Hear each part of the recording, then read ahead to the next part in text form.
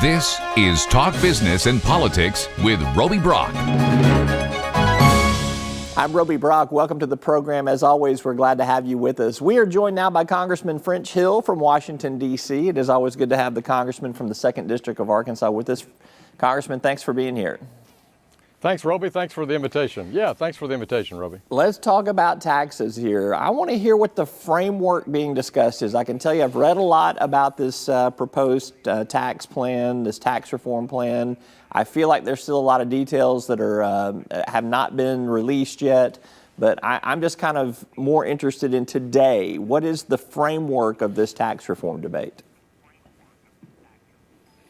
Well, I think the framework for the tax reform, which is embraced by a lot of both Democrats and Republicans, is to make sure that we have a competitive income tax system, principally for business income. So on the business side, we want to make sure we have a competitive rate that puts America at the top of locations for business around the world that can make us attractive for jobs and for companies coming to our country, and that we go simpler and fairer for our families so that our families have a break in their tax, but they also have a break in the complexity of their tax, and that the tax system is, as I say, fairer and simpler.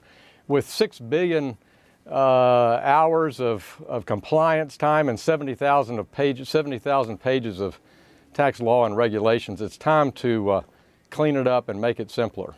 Well, part of simplification would be that you would eliminate some deductions and some credits, and that has certainly been part of the initial dialogue on this. What deductions and credits should be eliminated in your mind? Yeah, you bring up a good point. If we want to lower the corporate rate to about 20%, which is in the proposal, and 25% on pass-through entrepreneurial business income, and then collapse the brackets to maybe 3 brackets and lower all the brackets across the system, we do need to remove some of the deductions and credits and special deals throughout the tax code to make that possible. So, for example, ones that are being kept are the charitable deduction and the mortgage interest deduction for a person's primary residence. Those are examples of core parts of the tax code that this proposal, the framework, does not propose removing. There is also some discussion about eliminating the alternative minimum tax, changing something on estate taxes. Some would view this as being beneficial to upper income or rich tax-paying citizens versus helping the middle class. Are those on the board in from your perspective?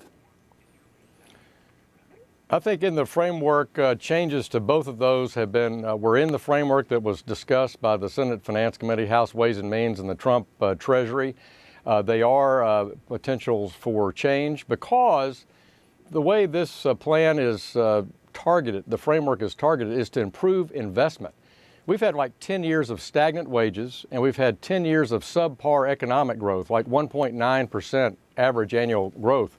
So the whole framework is geared towards increasing investment across the economy, which will increase jobs in the economy and, importantly, increase productivity in the economy, which has been anemic. If you get productivity gains, then you get real wage gains, and that should help all American families. So the purpose of the framework is to increase economic growth and wage growth, plus be simpler and better on the rate side for both business and for our families. What is off limits to secure your vote? Is there anything that is sacred in your mind? Well, you know, I think from my point of view, what I'm most interested in is, will the framework, when it finds its way all the way through the House and Senate process, lead to faster economic growth, increased investment in the economy, and therefore productivity gains? And so I don't really want to prejudge the mix or say one thing or the other thing is going to, cause me to vote no on it. I want to see on balance how it works out for a typical family in Arkansas, how it works out for making America more competitive in the business tax arena. All right, last question for you on this, and this is the $64 trillion question. That's with a T there. How is all this going to be paid for? Is this going to be dynamic scoring, and therefore we're kind of hoping that there's some sort of boomerang or slingshot effect, or is this going to be a budget-balanced tax break bill? Right. It's a good question. I think that'll be worked out when we see the total magnitude of the package. But they will use dynamic scoring, which takes into account that if we change the tax code, how does that change behavior both in the business sector and the investor sector and the family consumer sector? How is that going to change behavior, and thus will it impact economic growth? So I don't have any doubt that the proposal will use dynamic scoring. But remember, this removal of the deductions, some of the exemptions, some of the special interest breaks also is part of bringing down rates and broadening the base. So there will be a combination of pay-fors through those removing of those deductions and exemptions, as well as seeing what kind of economic growth that we can generate from the whole proposal. This is the same approach that Jack Kennedy used in the 60s, same approach that President Reagan used in the 80s, that mix. Do you think we will see something before the end of this year? Is this going to happen in this current fiscal year, or do you think this is a year to next year type of timetable? Well, I think the President and Secretary Mnuchin and the leadership in the House and Senate would like to see this considered in this calendar year, using the budget reconciliation process as the legislative method to take it through the House and the Senate. So I would expect that's a possibility if we see legislative draft text here before the end of October, which is there's no guarantee on things like that in Washington. But that would give us time, I think, to go through the process in the House and Senate and see if we can't have a proposal that would be ready for President Trump's consideration. Using that budget reconciliation process would suggest that this may be a very partisan vote in both chambers of Congress. Do you anticipate that there will be that run first before any type of bipartisan approach? Well, of course, in the Ways and Means Committee and in the House, in the Senate Finance Committee, they're looking for Democratic ideas and Democrats to embrace a pro-growth tax agenda. Nothing is precluded by that or through in the work process in both chambers using budget reconciliation. So we want pro-growth Democrats who want to see faster economic growth to participate in it. And you make a good point, which is the budget reconciliation approach could be a fallback if you didn't find that you had sufficient Democratic votes over in the Senate, for example, to move it under a regular order non-budget reconciliation approach.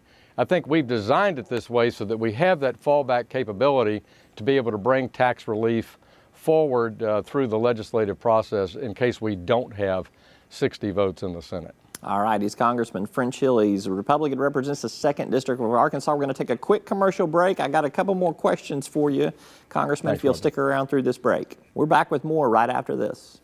And welcome back to Talk Business and Politics. I'm Roby Brock. We are joined by Congressman French Hill from Washington, D.C. He represents the 2nd District of Arkansas. Congressman, let's turn our attention to the Trump White House here. First of all, I want to put in the context, we're about 9 months into the Trump presidency here, and an analogy that a colleague of mine and I were using the other day is that if this were a NBA basketball game, we're still in the first quarter of that basketball game. This has been an exhausting game of basketball to watch here. How would you assess the first 9 months of the Trump presidency? Well, I'll tell you, these first year of presidencies have a lot of excitement and a lot of back and forth and change in personnel. It's very common, even if you're a very experienced political leader like Bill Clinton when he left the governorship after almost 13 years or so in Arkansas and became president in 1993 and 1994. He had a terrible time on policy and personnel in that first 12, 13, 14 months. They had Waco, they had several people fall through the confirmation process. They had State Department people quitting because they didn't like the Clinton foreign policy regime. So all those things I think are typical and noisy in those first year. What I've noted here since the midsummer is that General Kelly, who's the new chief of staff at the White House, seems to have that White House process working, which is very important. I'm a former White House staffer, and process is very important. Access to the president is very important. It has to be formalized and documented in the right way. And it seems to be, as we ended the summer, that General Kelly was doing a good job in in making some of those first year adjustments that I think every president goes through. Two controversies I want to get you to weigh in on. First of all, let's talk about President Trump has made a deal that I'm still not sure we know all the details on in terms of immigration with former Speaker Pelosi and Senate Minority Leader Chuck Schumer. That rankled some Republicans in Congress, particularly leadership, as we might expect here. What was the reaction from you and from your colleagues when you found out about that deal that the president was negotiating or apparently cut with the Democrats?